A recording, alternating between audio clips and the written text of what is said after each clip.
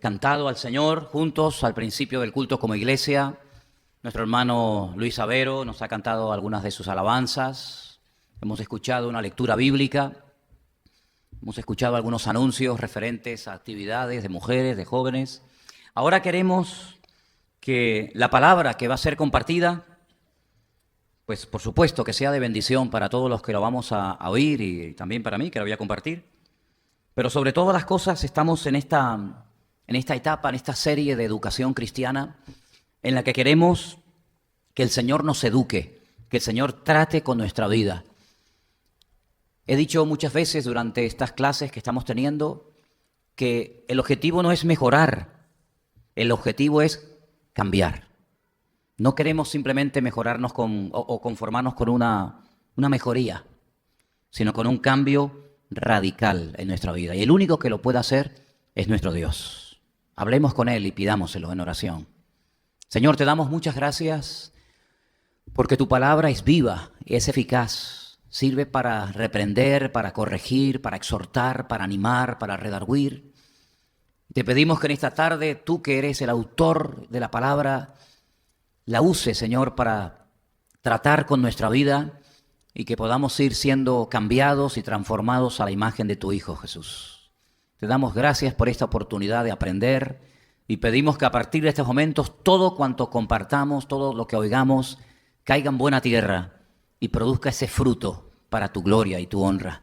En el nombre de tu amado Hijo Jesús decimos amén, amén, amén.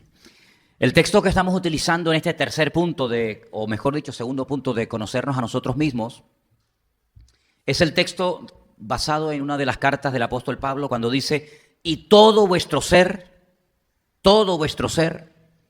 espíritu, alma y cuerpo, fíjate las tres cosas tan importantes que menciona, espíritu, alma y cuerpo, sea guardado irreprensible para la venida de nuestro Señor Jesucristo, ¿verdad? Vemos que el Señor le da mucha importancia al espíritu, al alma y al cuerpo.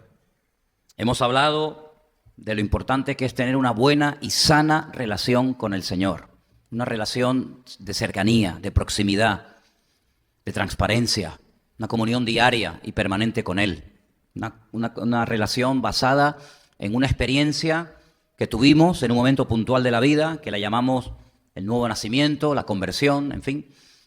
Y a raíz de ese momento, a raíz de ese día, nuestra vida comenzó a ser diferente, por dentro y por fuera. Pero vimos que donde el Señor entró fundamentalmente y lo que el Señor hizo nacer de nuevo fue nuestro espíritu. Y hay un texto que hemos también ya mencionado en estas clases que hemos tenido, Efesios capítulo 2, verso 1, que dice, Él os dio vida a vosotros cuando estabais muertos en vuestros delitos y pecados. Y sabemos que nuestro espíritu estaba desconectado del Señor.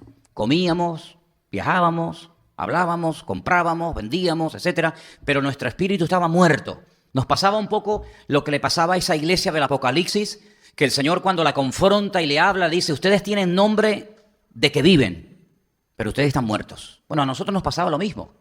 Nosotros caminábamos, viajábamos, íbamos cumpliendo años, nos vestíamos, entrábamos, salíamos, pero espiritualmente hablando, estábamos muertos. No importa la religión que practicaras, no importa la experiencia que tuvieras, hasta que tú no te encontraste con el Señor, tu espíritu estaba literalmente muerto. Y eso fue lo que le dijo el Señor Jesucristo a Nicodemo, aquel principal entre los judíos. Si no naces de nuevo, no puedes entrar ni ver, ni entrar ni ver. Mira, Moisés por lo menos vio, no entró, pero vio. Vio la tierra prometida de lejos, no entró, pero la vio. Pero el Señor le dice a Nicodemo, ni entras ni ves el reino de los cielos. Pero no estamos hablando en estos días del espíritu, estamos hablando de algo que llamamos el alma. Y dimos una definición y dimos diferentes frases de lo que es el alma, de lo que no es el alma. Hablamos también un poco acerca de la estructura del alma.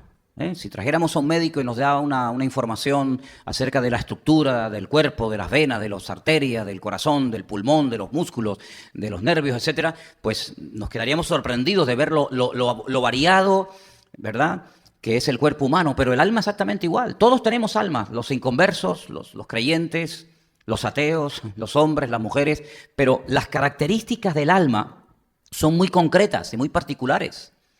Dijimos que el alma es esa parte inmaterial del hombre que tiene facultad nutritiva, lo vimos el jueves, facultad sensitiva, facultad imaginativa, también tiene la facultad volutiva, sí, tiene voluntad, ¿vale? Tiene voluntad. Y la Biblia está cargada, saturada de textos donde aparece la palabra nefesh o alma, aunque dijimos que hay dos palabras en el texto original para definir alma, nefesh y neshama. Una es el alma del hombre y otra es el alma animal, porque el alma, al ser la vida, lógicamente los animales también tienen alma. En el momento que el alma sale del cuerpo, la Biblia dice que el cuerpo está muerto, ¿vale? Entonces, vimos que el alma tiene voluntad, ¿sabes? El alma se entristece, el alma se enferma. Di una lista enorme el primer día de enfermedades que puede llegar a tener una persona en el alma, no en el cuerpo, no en la mente, sino en el alma, ¿verdad? A veces no le damos importancia a ciertas y determinadas cosas, pero cuando constantemente te ocurre esas características que yo dije el primer día, pues es una evidencia de que tu alma está enferma. Hay momentos que la persona no puede ni alabar ni adorar a Dios. Y el mismo David un día tuvo que decir, Señor, saca mi alma de la cárcel para que pueda alabar tu nombre. Luego, la Biblia nos da a entender de que hay personas que por más que quieran no pueden alabar, no pueden adorar a Dios porque su alma está como encarcelada, ¿vale? Ahora, no vamos a caer en la trampa de los filósofos griegos que decían que el alma está encarcelada en el cuerpo y por lo tanto el cuerpo hay que maltratarlo, o la otra línea era que hay que darle rienda suelta a todo impulso e instinto del alma, aunque te comportes como un animal, porque al fin y al cabo el cuerpo es como una cárcel que está impidiendo que el alma se goce. No van por ahí los tiros. Pero el mismo Señor Jesucristo dijo en el huerto de Getsemaní, mi alma está triste hasta la muerte. No era una exageración, era una sensación de tristeza tremenda. Y él se retira, pide oración a varios de sus discípulos, Pedro, Jacobo y Juan, orar por mí, porque hoy mi alma está triste hasta la muerte. Y es allí donde él entra en una batalla, donde él entra en una lucha, y donde él tiene que rendir la voluntad de su alma, sus deseos, sus impulsos, sus emociones, y llega a decirle al Padre algo como, que no se haga mi voluntad. ¿Y dónde radica la voluntad? En el alma, en ese momento en el alma. Que no se haga la voluntad de mi alma, podríamos decir, sino que se haga tu voluntad. Sí, porque en este momento hay un choque de voluntades. Mi voluntad en este momento no coincide con la del Padre, pero yo quiero que la voluntad que se haga en mi vida no sea la mía, sino la de Dios, la del Padre. Y por eso yo te pido que no se haga mi voluntad, sino la tuya.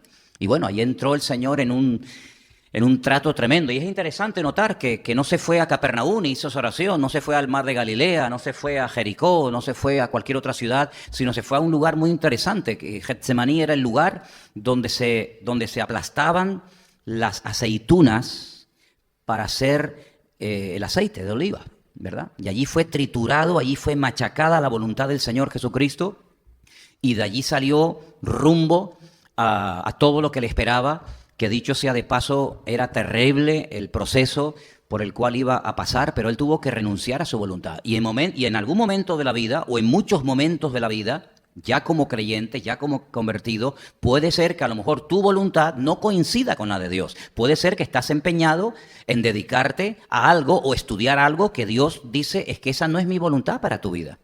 Tú estás perdiendo el tiempo, te puedes llegar a desanimar, estás creando una falsa expectativa, te estás gastando dinero y al fin y al cabo no te va a servir para nada, porque esa es tu voluntad, ese es el deseo.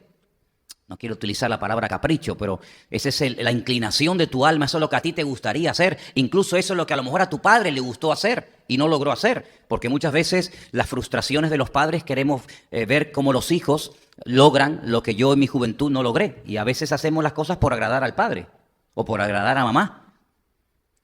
Pero en el fondo lo que tenemos que hacer todos y cada uno de nosotros es agradar a nuestro Dios, ¿vale?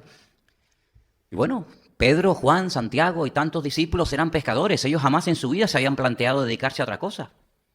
En ningún momento vemos a Pedro diciendo, bueno, yo ya estoy cansado de pescar, estoy cansado de las redes, de la barca, me quiero dedicar a viajar, a estudiar, a la agricultura. Me voy a Jerusalén y me quiero meter en una yeshiva y estudiar Torah y hacerme un gran rabino. No, sino que ellos tenían ya su vida más o menos organizada, planificada, sabían dónde tenían que ir, dónde estaba la barca, las redes, etcétera, hasta que un día se apareció por ahí el Señor. Y les cambió la vida. Les cambió la vida. Y entonces, en el momento en el que ellos se encontraron con el Señor comenzó a tratar sus vidas, comenzó a cambiarlos. Y fíjate a lo que llegaron, aquellos hombres que al principio nadie votaba por ellos, nadie daría un centavo por ellos, y llegaron a ser grandes hombres de Dios, hasta el punto que dice la Biblia que nuestra fe está fundada sobre las escrituras de los profetas, del vulgarmente llamado Antiguo Testamento, y sobre la doctrina de los apóstoles. Y sobre ambas cosas edificamos nuestra fe, construimos nuestra vida para poder llegar a ser un edificio santo a nuestro Dios, dice la Biblia. Ahora, las dos facultades que nos quedaron el otro día por definir o por hablar fue la que mencioné recién, la facultad volutiva.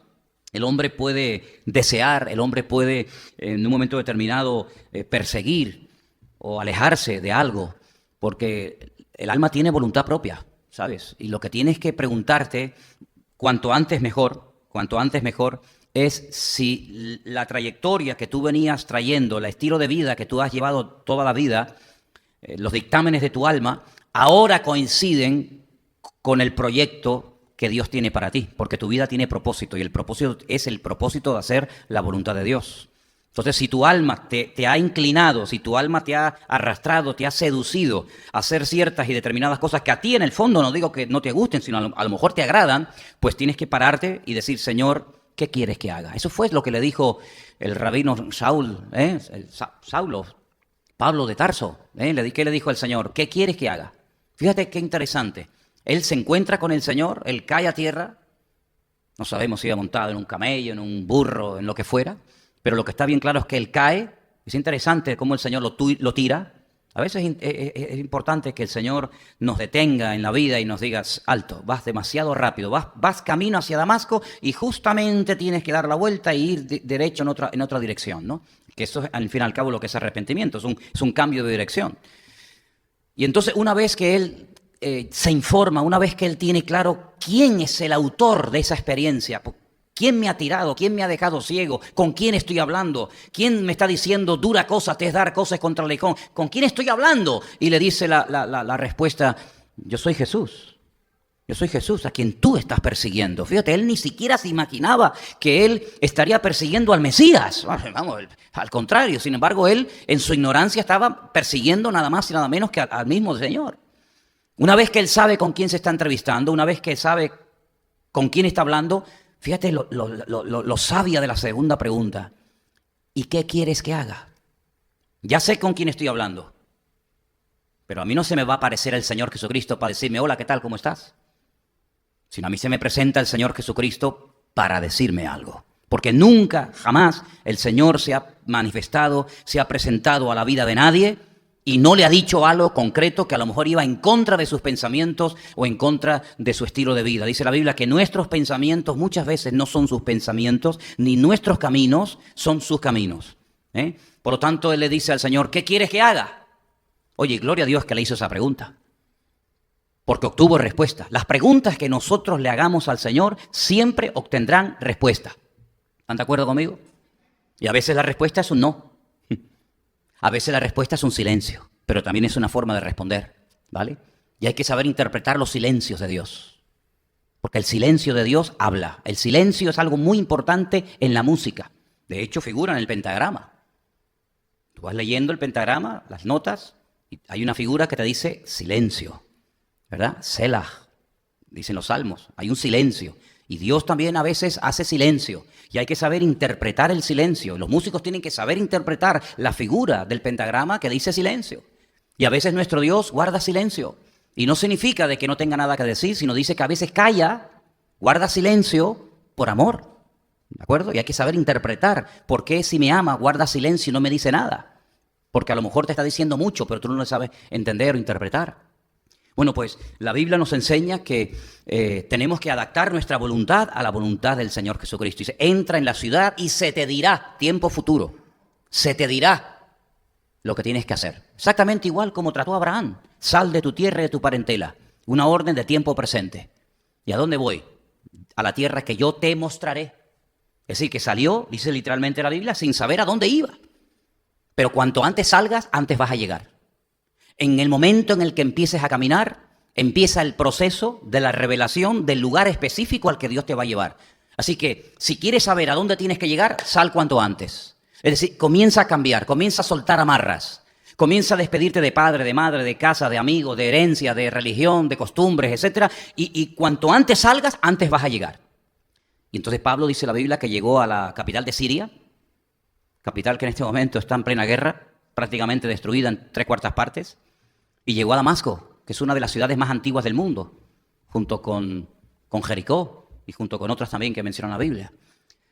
Y cuando estaba allí orando, a los pocos días llegó un tal Ananías, que no es el Ananías que murió en la iglesia primitiva por haber intentado engañar a los hermanos y al Señor, haciéndoles creer que había vendido una herencia y que estaba dando todo. No, es otro Ananías, ¿vale? Otro Ananías, este es un Ananías bueno, aquel era el Ananías malo.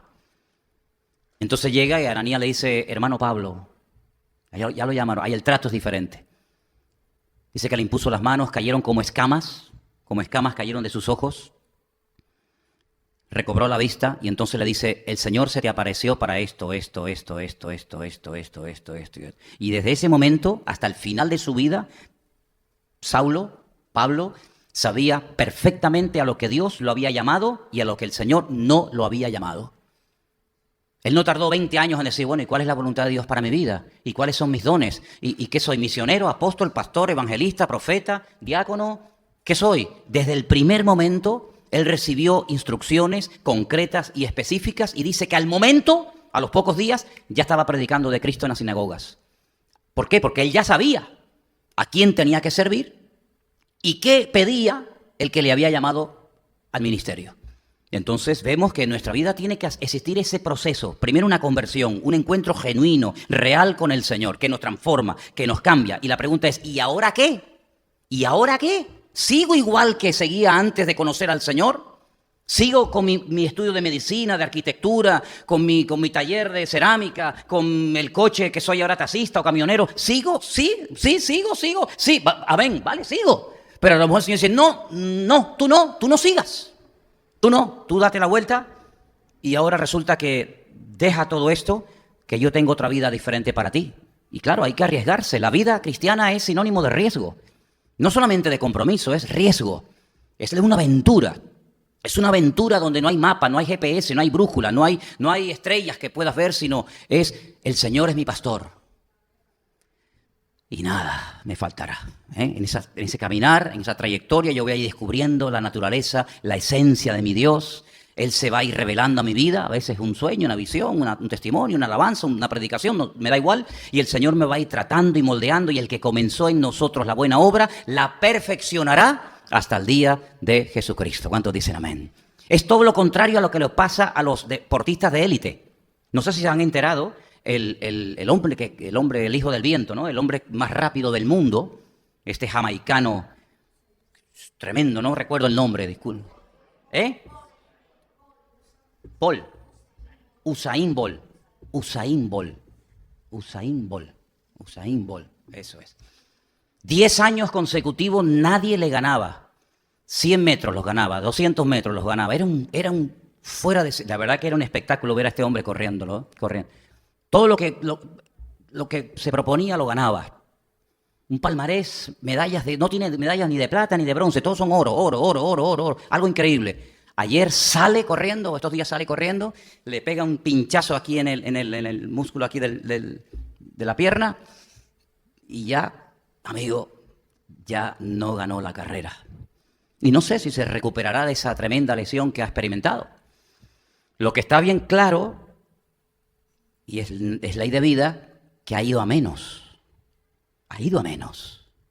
Todo lo contrario a lo que nos tiene que pasar a nosotros. Que de menos tenemos cada vez que ir a más. Y podemos terminar la carrera guardando la fe, sabiendo que el Señor está a mi lado, aunque ninguno estuvo en mi primera defensa, dice la Biblia, pero Él estuvo a mi lado y me dio fuerzas para que pudiera predicar hasta el último momento. ¿Cuánto dicen amén? Así es que la voluntad del alma, tenemos que encauzarla, orientarla en una base bíblica y en una base conforme a la palabra, en base a la voluntad de Dios. Y la última facultad del alma es racional. El alma puede pensar, el alma puede racionalizar, el alma puede reflexionar, el alma puede adquirir conocimiento y sabiduría, ¿vale? Pero nosotros no hemos sido llamados para ser dirigidos por el alma. Nosotros hemos sido llamados para ser dirigidos por el Espíritu.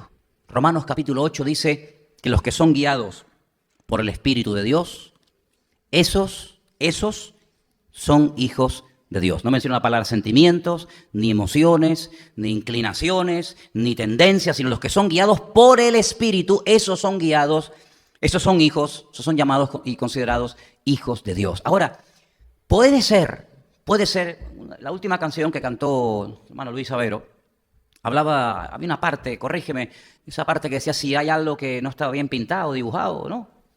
Que lo quite, ¿no? Que lo borre, ¿cómo era? ¿Cómo decía esa última frase? Borra las paredes que controlan mi dolor, que mostraban mi dolor, que las borre. Ok. Si nosotros nos autoanalizamos y nos probamos a nosotros mismos, porque una cosa es que Dios te pruebe y otra cosa es que tú te pongas a prueba. Las dos cosas son bíblicas y las dos cosas hay que hacerlas. Dios nos pondrá a prueba sin pedirnos permiso. Tiene todo el derecho y toda la libertad del mundo para ponernos a prueba cuantas veces Él lo crea conveniente. ¿Sí o no? Pero dice la Biblia que también nosotros tenemos que ponernos a prueba. Y si nos ponemos a prueba y te examinas y reconoces qué parcelas, qué áreas de tu vida tienen que ser transformadas y cambiadas o echadas fuera, dice, Dios no te va a juzgar porque tú mismo ya te has juzgado. Tú mismo has tomado medidas diciendo, Señor, no hace falta que me diga que haga esto, esto y aquello, porque yo mismo, con el conocimiento que tengo, con la persona del Espíritu Santo en mi corazón, yo he llegado a la conclusión, he discernido que hay una serie de elementos en mi vida que no te glorifican. Y yo mismo he tomado la determinación de eliminarlos. Entonces dice, nadie te va a juzgar, ni siquiera el mismo Dios, porque tú mismo has hecho una función preventiva. Tú mismo te has examinado, te has probado y te has dado cuenta de que en ese área tienes que cambiar. Ahora, hay un pasaje de la Escritura muy interesante que yo quiero compartir con ustedes y está en el libro del Génesis. En el libro de Génesis, capítulo 21, Génesis capítulo 21, hay una historia que estoy convencido que si tú la lees así fríamente, sin pasión, sin ningún tipo de prejuicio, puede ser que cuando termines de leerla, tú puedas llegar a la conclusión de decir, esto es una injusticia como una catedral de grande. Puede ser que en un momento determinado tú discrepes y digas, esto estuvo mal hecho, pero la realidad es que se hizo. Aquí hay un problema familiar. Resulta que el patriarca Abraham, de parte de su esposa Sara,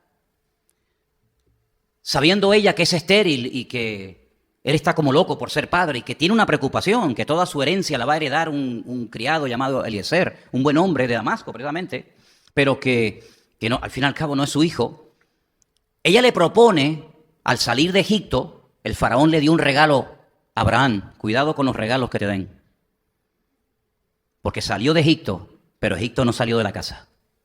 Él se llevó un trocito de Egipto. Y ese trocito de Egipto tiene nombre y se llama Agar. Y Agar era la esclava de Sara.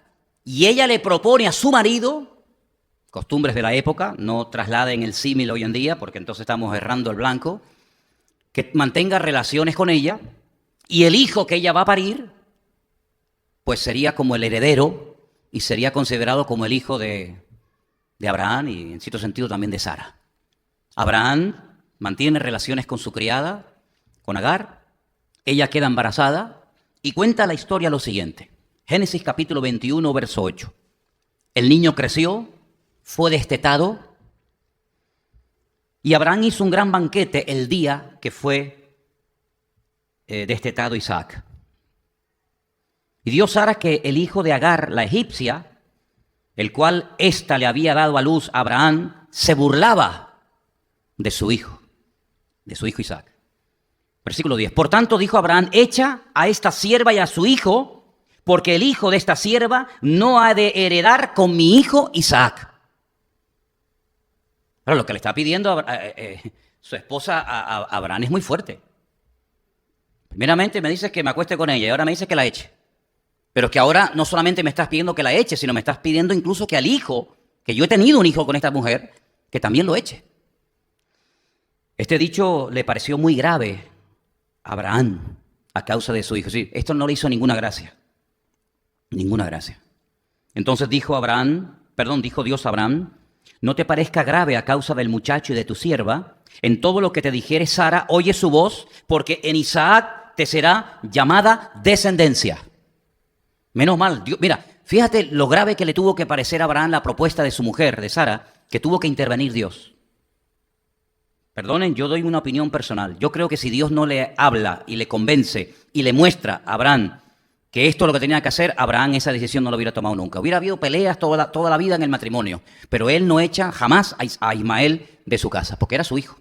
Sin embargo, Dios le dice, no te parezca grave, esto es lo que ahora mismo hay que hacer. Entonces dice en el versículo 13, y también del hijo de la sierva haré una nación, porque es tu descendiente. Entonces Abraham se levantó muy de mañana, tomó pan y un odre de agua y se lo dio a Agar poniéndolo sobre su hombro y le entregó el muchacho y la despidió. Y ella salió y anduvo errante por el desierto de Beersheba. Mira, donde vive nuestro hermano Guido. A lo mejor nos está viendo ahora, vete tú a saber. Allí, por ese desierto de Beersheba, en el Negev, en el sur de Israel, comenzó esta mujer a caminar y a caminar con un niño, con un jovencito. Y entonces dice en el versículo 14, entonces Abraham se levantó muy de mañana, tomó pan, un odre de agua, se lo dio a Agar, poniéndolo sobre su hombro, le entregó al muchacho, la despidió, ella salió, anduvo errante por el desierto de Beerseba, pero le faltó el agua del odre y echó al muchacho debajo de un arbusto. Y se fue y se sentó enfrente a distancia de un tiro de arco, porque decía, no veré cuando el muchacho muera. Y cuando ella se sentó enfrente, el muchacho alzó la voz y lloró. Quiero repetir las palabras de la madre. Presta atención, por favor. Presta atención a las palabras de Agar, la egipcia, la esclava. No veré cuando el muchacho muera. Qué pronto nos olvidamos de lo que Dios nos dice en la vida. De verdad, yo me quedo sorprendido de la memoria, cómo nos falla cuando nos interesa. Pero para lo que nos interesa, tenemos una memoria de elefante. Qué malas pasadas nos hace a veces la mente. Ya hemos olvidado los mensajes de hace 3 semanas o 4 semanas o hace un año atrás. Y eso es un grave error. Porque resulta que ella dice, yo no quiero ver cuando mi niño muera. Y por eso dice que se pone como a distancia de un tiro de arco para no ver la muerte del niño. Es que se está muriendo deshidratado. Es que allí hay 50 grados a la sombra. Y la pobre fue con una cantimplora y un poco de agua y ya se le ha acabado el pan y el agua. ¿Y de dónde encuentra agua esta mujer? Ya no hay posibilidad. Pero espérate un momento. Es que resulta que hay otro pasaje anterior a este, que ahora lo vamos a ver, donde un día Dios, a través de un ángel, le habló a Agar. Y quiero decirte como dato informativo, que a la primera persona en la vida que le habló un ángel, no fue ni a un profeta, ni a un discípulo, sino fue a una mujer, concretamente a esta egipcia llamada Agar. La primera vez que un ángel se entrevista, la primera vez que un ángel le habla a una persona en esta vida, según el orden cronológico de la Biblia, fue a esta mujer llamada Agar. Quiero que vengas conmigo, sin irte de este capítulo 21, sin irte de ahí, quiero que vengas conmigo a Génesis capítulo 16, estamos en el 21, ¿verdad? Pero en Génesis capítulo 16, dice en el versículo 1, presten atención. Sarai, mujer de Abraham, no le daba hijos, y ella tenía una sierva egipcia que se llamaba Agar. Dijo entonces Sarai a Abraham, ya ves que el Señor me ha hecho estéril, te ruego pues que te llegues a mi sierva, quizá tendré hijos de ella. Y atendió a Abraham el ruego de Sarai. Sarai, su mujer de Abraham, tomó a Agar, su sierva egipcia, al cabo de 10 años que había habitado Abraham en la tierra de Canaán, y se la dio por mujer a Abraham su marido. Y él se llegó a Agar, la cual concibió, y cuando vio que había concebido, miraba con desprecio a su señora.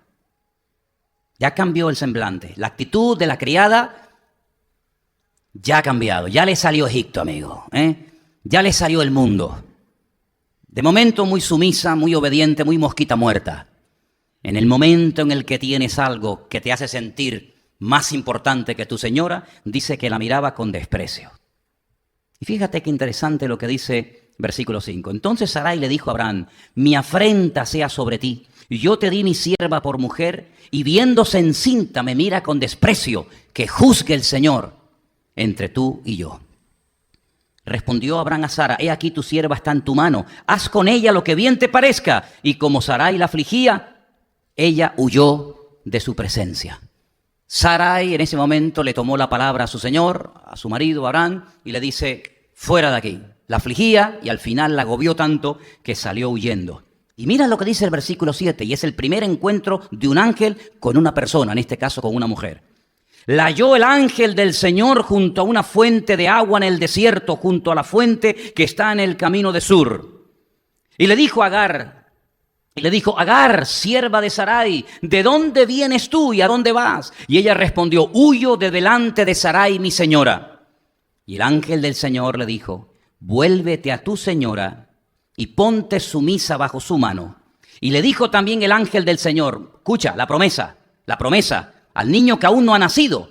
Estamos hablando de Ismael. Hay una promesa de parte de Dios para este niño. Y le dice, multiplicaré tanto tu descendencia que no podrá ser contada a causa de la multitud. Una promesa espectacular. Una promesa tremenda.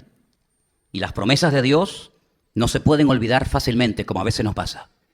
Las promesas de Dios hay que tenerlas bien frescas en la mente. Porque si nos olvidamos de lo que Dios ha prometido, si nos olvidamos de lo que Dios nos ha mostrado y enseñado, podemos perder la carrera, podemos perder la fe, podemos entrar en un callejón sin salida y podemos llegar a negar y a dudar de lo que un día el Señor nos prometió. Entonces dice aquí, será un hombre fiero. En el texto original dice, será Pere Adán. Será un salvaje hombre. Y no es que esté mal puesta, sino se puso así a propósito, para que la característica de su carácter prevaleciera por encima de su persona. No dice que será un hombre, un ser humano fiero, sino que será una fiera humana. Es decir, tendrá un carácter terrible, un Pere Adán. Su mano será contra todos y la mano de todos contra él. Y delante de todos sus hermanos habitará. Aquí no se le está prometiendo que el niño va a morir, que va a abortar, que va a morir prematuramente. Aquí se están dando promesas espectaculares de descendencia, de multiplicación, etc. Y dice el versículo 3, entonces llamó el nombre de Dios. ¿Quién puso ese nombre? Ella, debido a la tremenda experiencia que acaba de tener, a la palabra profética, a las promesas que Dios le ha dado a Agar, ella toma la decisión y es la primera vez en la Biblia. Estamos viendo cosas muy interesantes, yo creo. Es la primera vez en la Biblia que una persona dice, yo voy a llamar a Dios Atá el Roí. Ahora te voy a explicar lo que significa eso. Lo llamó Atá el Roí. Y dice aquí en español, versículo 13, entonces llamó el nombre del Señor que con ella hablaba, tú eres Dios que ve. Tú eres Dios que ve. Eso en hebreo se dice Atá el Roí. Quédate con esa palabra. Ella le llamó a Dios Roí. Y dice el versículo 13 al final, ¿no he visto también aquí al que me ve? Por lo cual llamó. Ahora no solamente utiliza un nombre para definir a Dios, sino que le pone el nombre al lugar donde Dios se le reveló y donde Dios le habló. Y dice, y llamó a aquel pozo, el pozo del viviente que me ve.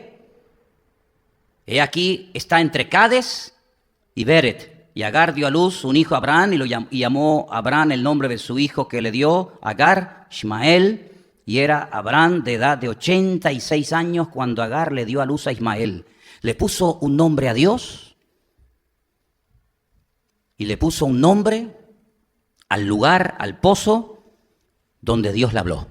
El pozo del viviente que me ve, y este se llamará el Dios, como dice aquí, el Dios que me ve. Eso está en el capítulo 16. Si volvemos al capítulo 21, cuando ella ahora está sin agua, cuando ella ve ahora que el niño ya está totalmente deshidratado y toma la decisión de apartarse de él para no ver cómo muere, aquí se produce una incongruencia.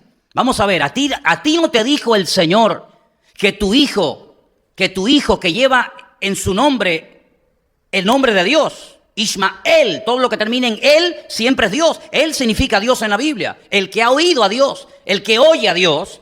¿A ti no te dijo Dios que tu hijo va a ser una bendición, que va a tener una descendencia espectacular, que no se va a poder ni contar de la cantidad de gente que va a haber? ¿Cómo es posible que tú ahora te apartes de él y diciendo, es que se me va a morir? ¿En qué quedamos? ¿Va a vivir y va a ser bendecido y prosperado o va a morir? Dios ha dicho una cosa y tú estás diciendo otra. Y ese es el gran problema muchas veces entre nuestra alma y entre nuestro espíritu. Que nuestra alma nos dice, no se puede, es imposible, tú no vas a cambiar nunca, ese problema no se va a solucionar. Pero el Señor a través de su espíritu te dice, al que cree, todo le es posible. Y ahí hay una lucha, ¿verdad? Entre la carne, entre el espíritu, entre lo que me dice la voz del alma, entre lo que me dice por otra parte el Señor. Y entonces el Señor otra vez en el capítulo 21, le vuelve a hablar por segunda vez a Agar. Es increíble. Y fíjate lo que dice aquí. Estamos en el capítulo 21, ¿verdad? Estamos en el capítulo 21, versículo 21, 17. Oyó Dios la voz del muchacho y el ángel de Dios llamó a Agar desde el cielo. Oye, las experiencias que esta mujer tuvo con Dios, muchos nunca la han tenido, ¿eh? Dios llamó desde el cielo a Agar y le dijo, ¿qué tienes, Agar? ¿Qué te pasa? No temas, porque Dios ha oído la voz del muchacho en donde está. Ahora, eso en donde está yo quiero explicarlo. Porque permítame, lo hago con todo respeto, pero voy a leer el versículo sin las dos últimas palabras. Vais a ver que dice lo mismo, aparentemente. Versículo 17. Oyó Dios la voz del muchacho y el ángel de Dios llamó a Agar desde el cielo y le dijo, ¿qué tienes, Agar? No temas, porque Dios ha oído la voz del muchacho. ¿Por qué añade, Dios ha oído la voz del muchacho en donde está?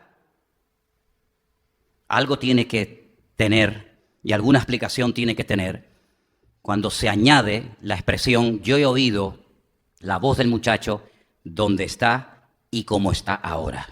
Porque quiero decirles que este muchacho iba a ser el terror el día de mañana del pueblo de Dios. ¿Cómo es posible, pregunto yo y pienso en alta voz, que Dios haya salvado a un muchacho que el día de mañana él y su descendencia iban a causar tantas bajas, tanto dolor y tanta tragedia en el pueblo de Israel? ¿Por qué no lo dejó morir? Como por ejemplo, David oraba por aquel niño que tenía que nacer. Y dice la Biblia que el niño murió esa misma noche. El niño que había tenido con Betsabé. ¿Por qué no lo dejó morir? Total, muerto el perro, muerto la rabia. El día de mañana, un problema menos, que hasta el día de hoy permanece. Porque Dios no juzga el futuro. Dios juzga el presente. Mañana, pasado mañana, el año que viene puede ser una persona terrible, pero hoy puede ser una persona que invoca el nombre de Dios. Y Dios nunca te va a juzgar por lo que vas a hacer, sino Dios te está juzgando y te trata por lo que hoy estás haciendo. ¿Cuánto dicen amén? Si hoy juzgara a Dios a Ismael, seguramente lo dejaría morir, porque la paga del pecado es la muerte. Pero en ese momento Ismael era inocente, en ese momento lloró, gimió, en ese momento no había cometido ninguna ruindad y por lo tanto Dios le oyó en esa situación, en ese lugar, en ese momento, en esa circunstancia. Dios lo oyó y le salvó la vida. Siglos más tarde, otro gallo cantaría, porque Dios juzga solamente el presente, tu situación actual con Él, y nunca te va a juzgar por lo que en el futuro tú vas a hacer. Y podría darles muchos ejemplos. Mirad al rey Acab. El rey Acab sería terrible, pero en el momento presente, cuando es amonestado por el profeta Eliyahu, por el profeta Elías, cuando le dice, prepárate que vas a morir, él dice en la Biblia que se humilla, y entonces antes de que salga por la puerta, antes de que salga por el umbral, el profeta le dice, vuelve, ¿no has visto cómo se ha humillado? ¿Verdad? Y entonces el Señor juzga tu vida en este momento, no lo que vas a hacer o lo que fuiste, sino cómo estás en este momento, porque el pasado no existe y el futuro tampoco. Lo único que existe es el hoy, porque este es el día que Dios ha creado para que nos gocemos y nos deleitemos en Él. ¿Cuántos dicen amén?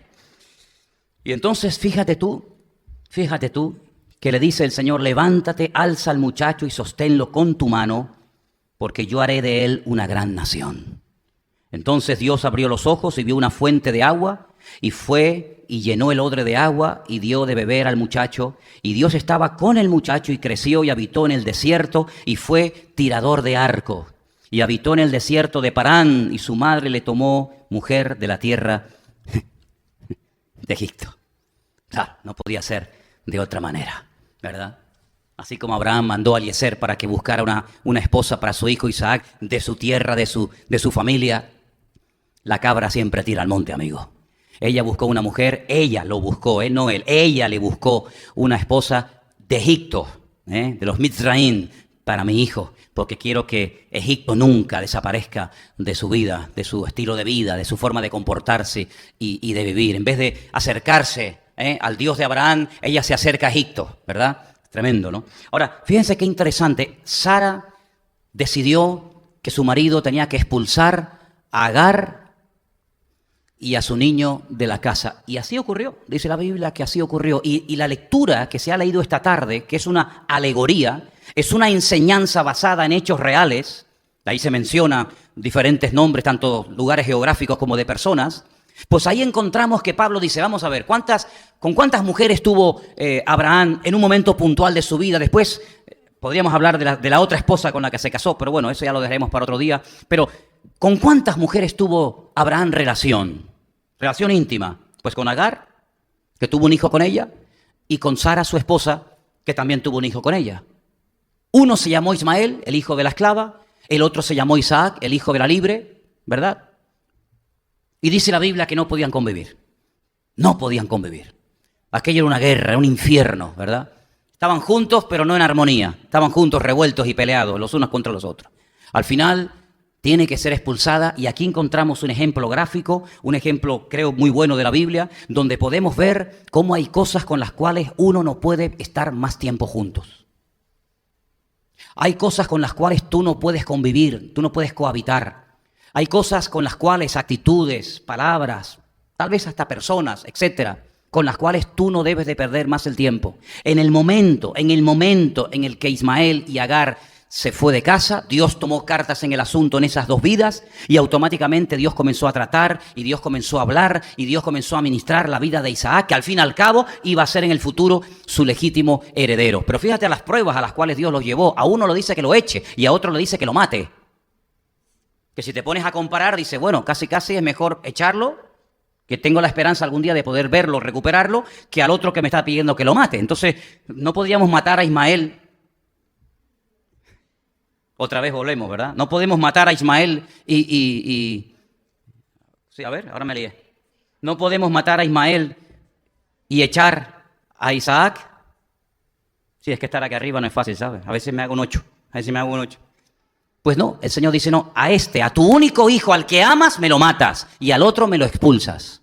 Qué curioso. Y nunca más se volvieron a ver los hermanos, salvo el día que enterraron al viejo. El día que enterraron a Abraham, se encontró Ismael con Isaac, se separaron, hasta el día de hoy, que no hay forma de juntarlos. ¿Qué te parece? Entonces, hay cosas en la vida con las cuales no puedes pactar. Hay cosas en la vida con las cuales no puedes vivir ni perder el tiempo. Hay cosas en la vida que, como Abraham tuvo que decirle a Agar, se acabó, hija, coja al niño y lárguense de aquí, porque esto ni viven ustedes, ni vivimos nosotros, aquí hay que empezar de cero, hay que romperlo todo, o Dios no hace en momentos puntuales de la historia que dice, basta, lo rompe todo y empezamos de cero. ¿No lo hizo en el diluvio? ¿No lo hizo en el diluvio? ¿No lo hizo contigo? Es exactamente igual. Lo que Dios hizo en el diluvio, que rompió con todo y empezó de cero, es lo que hizo con nosotros. Nuestra tierra como estaba, desordenada, vacía y en tinieblas. Hasta que vino el Señor, rompió la obra del diablo, que era el causante de dicha ruina, y nos ha convertido en nuevas criaturas. Las cosas viejas pasaron y aquí todo es hecho nuevo. ¿Qué te parece? Es lo mismo. ¿Qué es lo que será? Dice la Biblia, lo mismo que fue, porque no hay nada nuevo bajo el cielo. Para conocer lo que Dios va a hacer, hay que conocer lo que Dios hizo, porque lo que Dios hizo es la sombra que se proyecta en el futuro de lo que Dios va a hacer en tu vida. ¿Cuántos dicen amén? Entonces, fíjate qué interesante, estas mujeres son echadas de la casa, se les echa fuera, y con el paso del tiempo volvemos otra vez a encontrar una situación parecida, donde dos hermanos, en este caso gemelos, Jacob y Esaú, pues resulta que tampoco pueden convivir el uno con el otro. Y uno tiene que huir al extranjero 20 y tantos años, ¿verdad? Y después sí hay una especie de reencuentro, aparentemente se besan, hay unos puntitos que aparecen en unas palabras del relato bíblico donde te dice, donde te indica que el beso fue fingido, el encuentro, aparentemente fumamos la pipa de la paz, como se hacía en las películas del oeste, aquello fue fingido porque no duró mucho tiempo. Y prueba de ello es que Edom, descendiente de Saúl, pues después fue un terrible enemigo del pueblo de Dios, del pueblo de Israel. Pero quiero retomar lo que dije antes. La primera persona que llama a Dios Roí fue Agar. Atá el Roí, tú eres el Dios que me ve. La palabra Roí, Atá es tú eres. Atá tú eres. El Dios, tú eres el Dios que me ve. ¿Cómo se dice me ve? Roí. Fíjate qué impactante fue ese nombre, que no fue un nombre que Dios le reveló a Agar, porque hay momentos en los que Dios revela algunos de sus nombres a ciertos y determinados personajes. Por ejemplo, a Abraham. Por ejemplo, a Moisés. Bueno, y cuando voy a Egipto y me preguntan, ¿a ti quién te manda? Con el montón de dioses que tenemos aquí, ¿a ti quién te manda? ¿Qué Dios te envía a ti? Tú eres mensajero y embajador de qué Dios. Y entonces le dice, ¿qué les digo? Dice, dile que te manda y le da el nombre. Y Abraham le revela ciertos y determinados nombres que son cápsulas, pequeñas cápsulas de la esencia de Dios. Los nombres son las cápsulas que cuando las abres revelas la naturaleza o parte de la naturaleza o esencia del Señor. Sin embargo, a Agar no le dijo Dios, es que yo soy Roí, sino fue un hombre que ella, en su experiencia tan impactante, marcó su vida y dijo, es que tú me ves. Oye, qué tremendo, ¿eh? Es que el Dios vivo y verdadero ve. Los dioses de las naciones son ciegos, tienen ojos pero no ven, tienen boca pero no hablan, tienen pies pero no caminan, tienen orejas pero no oyen. Semejantes a ellos son los que los fabrican y los que los adoran. Pero ella sabía perfectamente que Dios la veía, y a ella y a su hijo, porque Dios te ve a ti, mamá, y Dios también ve a tus cachorritos. Y Dios te ve a ti como hijo, pero también ve a tus padres, porque no hay nada que se escape de la mirada de nuestro Dios. Bueno, lo que voy. Fíjate qué impactante tuvo que ser esa experiencia que lo llamó a Dios Roí, el que me ve, que cuando vas al Salmo 23, siglos más tarde, ¿quién escribió el Salmo 23? David. El Salmo 23, en nuestra versión dice, el Señor es mi pastor y nada me faltará. ¿Sabes qué nombre aparece en el Salmo 23:1? Adonai Roí. Roí. El Señor es mi Roí. Y nosotros hemos traducido Adonai Roí por el Señor es mi pastor. Pero también se podía haber traducido sin ningún problema, el Señor que me ve suplirá todas mis necesidades.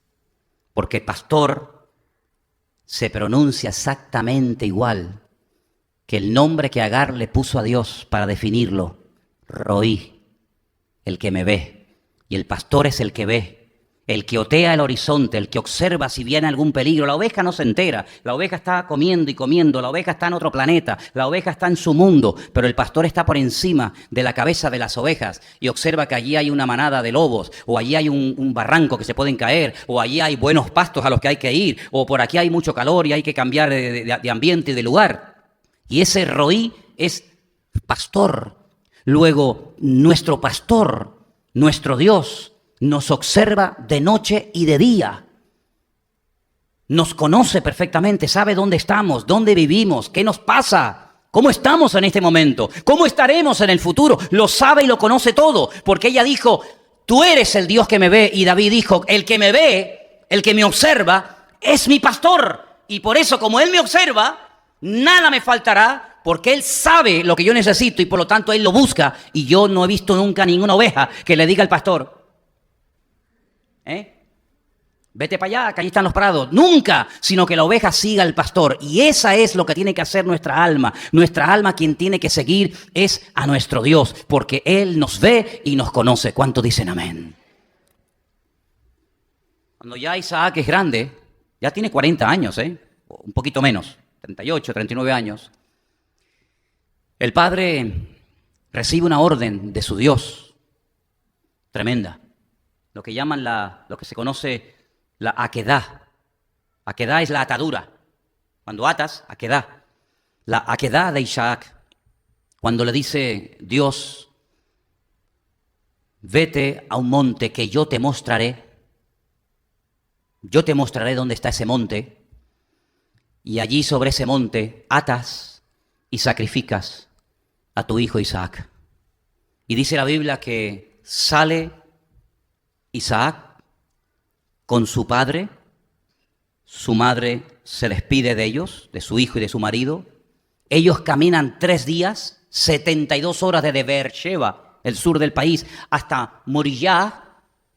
Moriah, ¿sabe lo que significa? Moré es el maestro, Yad es Dios, el monte donde Dios me va a enseñar algo. El monte donde mi Moré, mi maestro, me va a enseñar una lección que va a marcar toda mi vida. Moriah, el Dios que me enseña y me muestra verdades profundas. Suben a lo alto de aquel monte, donde tiempo más tarde Salomón construiría el primer templo de Jerusalén y el segundo que se restaura en la época de Nehemías, ¿verdad? Y es interesante notar que en aquel lugar Dios se revela como un Dios que va delante, proveyendo y cubriendo toda necesidad, fuera de toda posibilidad, ¿verdad? Y es entonces allí donde Abraham en su corazón sacrifica a Isaac. Dice la Biblia que para cometer un pecado no hace falta la acción, sino simplemente ya con el deseo, simplemente ya con el anhelo ya lo has cometido. Lo explicó el Señor cuando hablaba de las relaciones ilícitas sexualmente hablando, ¿no? Pues ya Abraham ya había sacrificado a su hijo, el día que salió ya lo había sacrificado. Y él descubrió que ni Ismael, su primer hijo, ni Isaac, su segundo hijo, que al fin y al cabo iba a ser el heredero, porque ese era el verdadero, que nació de una relación aprobada y respaldada por el Señor con su esposa, ni en uno ni en otro él tenía que depositar su confianza y su amor, sino que por encima de sus hijos, él tenía que tener bien claro que tenía que amar a su Dios. ¿Cuántos dicen amén? Y fíjate qué importante es esto, que cuando tiempo más tarde un gran hombre de Dios sube a lo alto de una montaña también, no esa, otra, a orar, y está allí en la presencia del Señor, primeramente en un periodo de 40 días y posteriormente en otros 40 días, total, 80 y tantos días largos, milagrosamente recibe toda la revelación de lo que llamamos la ley o la Torá. Y resulta que este hombre, pues en aquel monte descubre que para Dios no hay nada imposible, que cuando uno está dispuesto a sacrificar y a despojarse y a desprenderse de lo que uno más ama, Dios nunca dejará vacío tu corazón. ¿Cuántos dicen amén? Porque Dios, para llenar tu corazón, cuando tú quieres educar o reeducar a tu alma, el Señor nunca te dejará peor de lo que te tuvo. Pero fíjate, para que los sentimientos, el alma, la base, el fundamento de los sentimientos, de las emociones, de las acciones o reacciones del hombre, fíjate que ese hombre cuando baja de la montaña le enseña al pueblo, pues, todos los mandamientos y toda la historia de Abraham y de Moisés y del jardín del Edén, etc. Y llega al capítulo 6 del libro de Deuteronomio y le dice al pueblo de Israel: Israel, escucha, el Señor, nuestro Dios, es uno. Shema Israel, Adonai Eloheinu, Adonai Echad. Y cuando siglos más tarde un rabino se le acerca al maestro, a nuestro Mesías, al Salvador del mundo, y le dice: ¿cuál es el mayor mandamiento de todos? Mira que hay mandamientos, 613 concretamente. Pero de todos, ¿cuál es el más grande? Y el Señor le dice: amarás. Amarás. ¿A quién? ¿A Isaac? ¿A Ismael? No, amarás al Señor tu Dios con todo tu corazón, con toda tu alma. No, mente no menciona ahí. Y con todas tus fuerzas. Y con todas tus fuerzas. En el texto hebreo, mirar lo que dice: Shema Israel, Adonai Eloheinu, Adonai Echad, Beahavta Adonai Eloheja, Bechol levaveja, ufol nafsheja, ujol meodeja. Menciona el corazón 2 veces, no dice Beahavta Adonai Eloheja, Bechol lev. Corazón se dice lev, dice levaveja, con todo tu corazón, corazón. Lo menciona 2 veces. Perverso y engañoso es el corazón. Bienaventurados los de limpio corazón, los que un día no dicen una cosa y mañana otra, los que tienen el corazón, los impulsos del corazón centrados en Dios. El Señor está llamando a la puerta del corazón, a esa voluntad que a veces se transforma por alma, pero en ese caso no fue así. Y dice: y amarás al Señor tu Dios con todos tus sentimientos, con todas tus emociones, que dijo, con toda tu alma y con todas tus fuerzas. Es decir, con todo lo que tienes, con todos tus recursos materiales y humanos. con toda esa fuerza, que es la que a ti te proporciona fuerza, con esa fuerza tú tienes que amar al Señor. Hermanos queridos, cuando nuestra alma, que ha estado en nosotros desde el día de nuestro nacimiento, Dios la diseñó y la creó específicamente para ti, porque el alma es eterna. El cuerpo es efímero, está limitado por el espacio y por el tiempo, terminará algún día. Pero el alma Dios te la dio, el alma es eterna. Ese alma es la que ha gobernado y dirigido nuestra vida hasta el día de nuestra conversión. No quedó muerta, no quedó anulada, no se fue, no fue desterrada como Agar e Ismael el día de tu conversión, sino que siguió estando ahí. Y por eso a veces demanda, y por eso a veces pide, y por eso a veces se encapricha. Y como dije el jueves, al alma hay que cuidarla, pero no mimarla. Una cosa es cuidar y educar a un hijo, y otra cosa es darle todos los caprichos y consentir al niño. Y cuidado, porque Proverbios dice que el niño consentido avergonzará a su padre y a su madre. Y el alma tratada es un alma que puede glorificar a Dios hasta el punto que dice: yo puedo llegar a amar a Dios con toda mi alma. Pero cuidado, porque si al alma la malcría, te puede llevar a las sensaciones más bajas que te puedas imaginar. Por eso Pablo dice: todo vuestro ser, no solamente le estén dedicando tiempo a vuestro espíritu, del cual ya hablaremos Dios mediante. No solamente cuiden el cuerpo, aunque Pablo dice que el ejercicio corporal para poco es provechoso, sino que también dice la Biblia: todo vuestro ser, e incluye el alma, sea guardado irreprensible. Es decir, tanto en la parte espiritual como en la parte física, como en la parte anímica, la parte del alma, todo tiene que estar conjuntado para que no sean rivales, para que no pelee Ismael con Isaac, ni Sara con Agar, sino que podamos estar unidos. Porque cuando hay unidad y hay armonía, hay bendición y vida eterna. Entonces, aquí hay que dedicar tiempo, hermanos. Con Agar era imposible, ¿eh? Con Ismael era imposible. Pero a nosotros no nos queda más remedio que aceptar que somos espíritu, alma y cuerpo. Y tenemos que llevarnos bien. Tenemos que llevarnos bien los tres. Pero, ¿cómo se unen y cómo se complementan el uno con el otro? Solamente de una manera: sometiéndonos al Señor nuestro Dios. Sometiendo el espíritu, sometiendo el alma, sometiendo el cuerpo al Señor, no pecarás ni con el alma, ni con tu espíritu, ni con tu cuerpo. Porque en la Biblia vamos a ver, Dios mediante, que se puede pecar de formas diferentes. Hay gente que peca con la mente, pero no con el cuerpo. Pero hay gente que peca con el cuerpo, pero no con el espíritu, con el alma.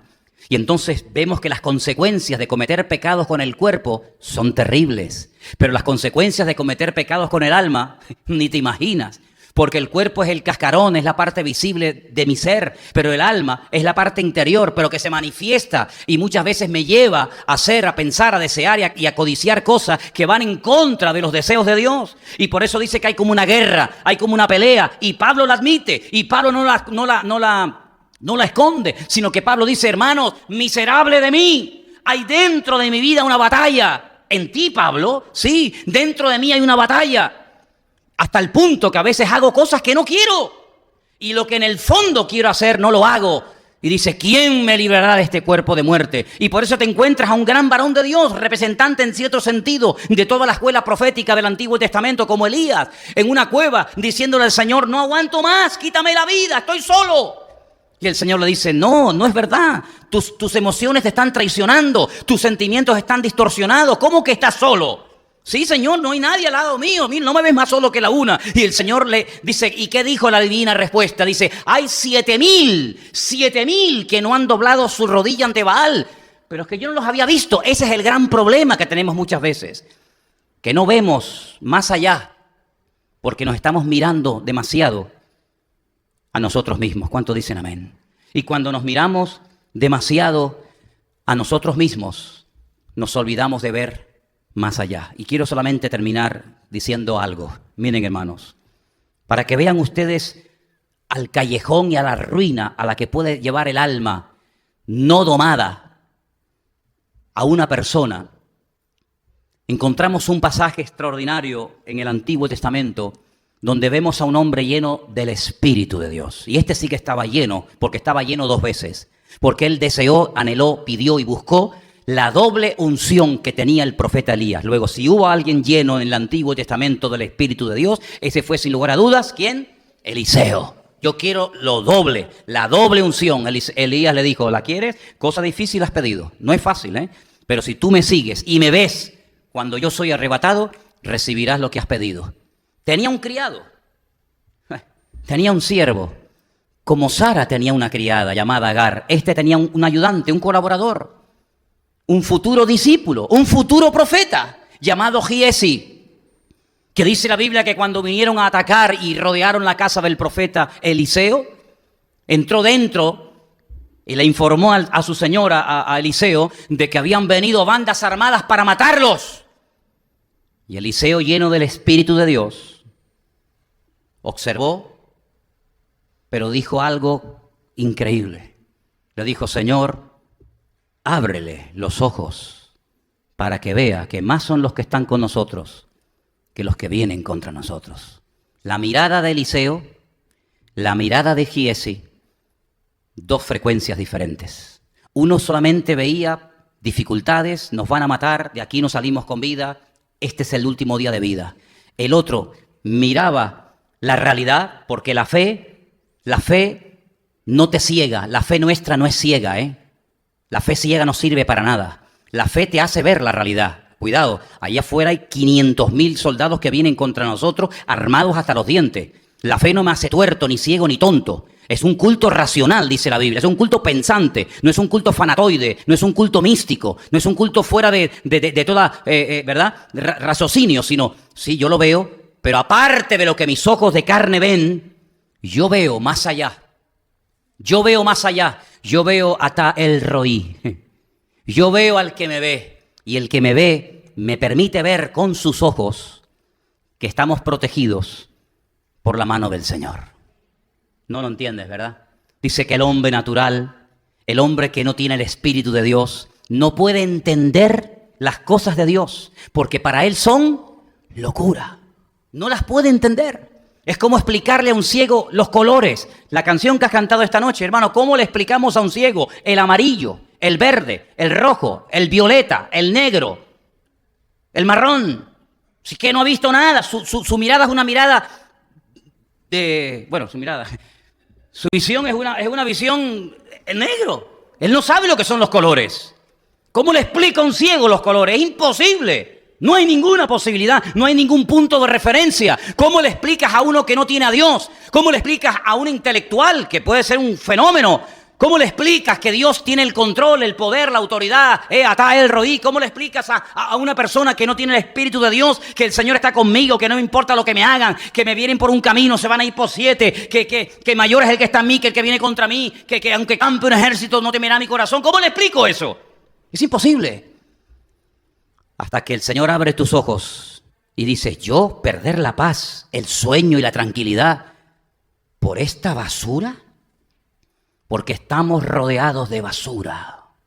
Estamos rodeados de cosas que el día de mañana, cuando lleguemos a la presencia del Señor, vamos a pensar, pienso yo, ¿por qué me preocupé en aquella época de mi vida por aquella historia? Ahora que estoy arriba y miro para abajo, digo, qué necio que fui. El tiempo que perdí, el mal humor que cogí, los nervios que cogí, total por nada. Cuando lo más importante, y el cuadro, cuando tú estás en una máquina donde están haciendo un bordado, cuando están haciendo una alfombra de estas que después se cuelgan en la pared, si tú te pones desde abajo, te metes debajo de la máquina y miras hacia arriba, solamente ves hilos colgando, no se discierne nada, no se ve nada. No, pero sal debajo de la máquina, amigo. Ponte por encima y mira qué bonito, qué cuadro está haciendo, qué preciosidad, qué diferente, de estar mirando de abajo hacia arriba que de arriba hacia abajo. Pues ¿sabes lo que descubrió Saulo de Tarso?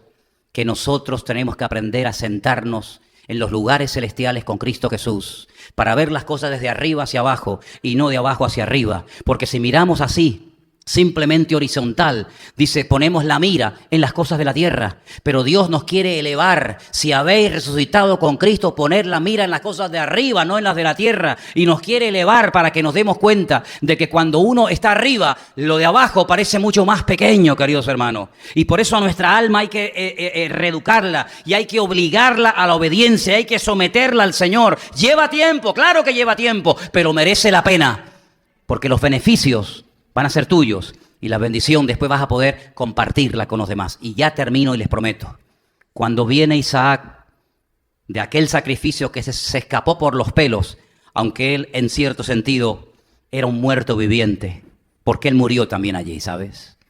Él murió también allí, porque no solamente de muerte se muere, no solamente de muerte se muere. Hubo un sacrificio en el corazón de Abraham y hubo una muerte en el corazón de Isaac. Y cuando él vuelve, y tal vez su madre murió o a los pocos días murió, me da igual. Y él dice la Biblia que sale de la casa, dice que salió a meditar, salió a pensar, salió a reflexionar. Esto está en el libro del Génesis. ¿Y a dónde se fue a meditar? ¿A dónde se fue a pensar? ¿A dónde se fue a orar, a desahogarse, a gritar? Yo no sé a qué, pero dice que Isaac salió y se fue. Y resulta que nos lo encontramos en un lugar donde tiempo atrás había estado una mujer llamada Agar, donde allí le dijo a Dios, tú eres el Dios que me ve y este es el pozo del viviente que me ve. Y allí estando él orando en el pozo del viviente que me ve, seguramente recordando la historia de Agar, de cómo el niño no murió deshidratado, sino que un ángel le habló, porque esas cosas se contaban y se transmitían de padres a hijos, ¿verdad? Pues estando allí él orando y diciendo, Señor, tú le hablaste aquí un día a Agar. Tú le hablaste y salvaste aquí a mi hermano, porque al fin y al cabo eran hermanos de padre, ¿verdad? Y tú lo salvaste. Y él era un niño y no podía hacer nada. Yo soy un hombre, ya no tengo madre, mi padre ya es anciano. Yo voy a heredar todo esto. Señor, háblame. Hay que decirle en momentos puntuales de la vida al Señor, Señor, háblame. Muéstrame algo, Señor. Algo, dime algo. Dice que él estaba mirando allí el pozo del viviente que le ve y dice que alzó la vista. Qué bonito ese pasaje, a mí me encanta ese pasaje. Dice que alzó la vista y vio a lo lejos una caravana de camellos que venían en dirección a él.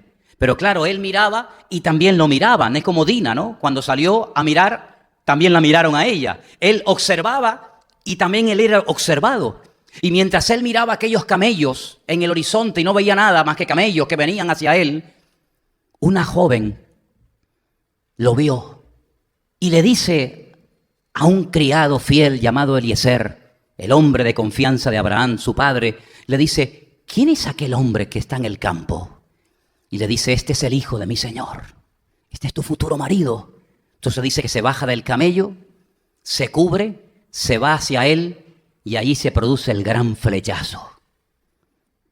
Y entonces dice que se la llevó a la tienda de su madre y allí se consoló con su esposa por la pérdida de su madre.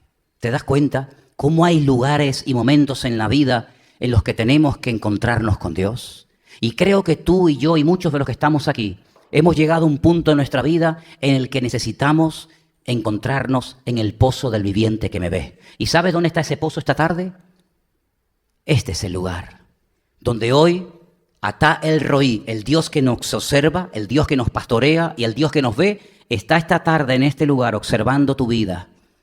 ¿Por qué no cierras tus ojos y le dices al Señor, tú que me estás viendo ahora mismo, Padre, tú que me estás viendo y observando ahora mismo perfectamente, Señor, tú que ves mi entrar y mi salir, mi alzarme y mi sentarme, tú que ves cómo está el estado de mi alma, de mi cuerpo y de mi espíritu, Atá el Roí, tú que me ves, mi Señor, tú que me ves y me ves perfectamente, porque me ves por fuera, pero sobre todo por dentro. Señor, si mi alma está deteriorada, si mis emociones están heridas, si mi corazón está partido, yo te pido, Señor, que tú me sanes. Porque la promesa del Señor es que el Espíritu de Dios ungió al Mesías, Yeshua, para sanar a los quebrantados de corazón. Aleluya. ¿Te das cuenta cómo hay momentos que el corazón necesita ser tratado. No solamente el espíritu, sino también la parte más profunda del ser humano, cómo también necesita en momentos puntuales de la vida ser tratada y recibir esa caricia del Padre diciéndote: no temas, no temas, el niño no morirá, el niño vivirá y será una gran nación. Aunque se haya acabado el aceite, aunque se haya acabado el agua del cántaro, no importa. El que cree en mí, de su interior brotarán ríos de agua viva. Y necesitamos el agua viva del Señor en nuestra casa. Necesitamos que fluya el agua viva en tu matrimonio, en tus hijos, en la iglesia. Necesitamos que fluya. Necesitamos encontrarnos con el viviente, el que nos conoce y nos observa. Acércate a Él en esta tarde, hermano. Acércate a Él en este momento, por favor. Es un momento de recogimiento, es un momento de acercarte a Dios, tal y como estás. Mira cómo se acercó Agar, rota, dolida, triste, sola, abandonada, sedienta y hambrienta.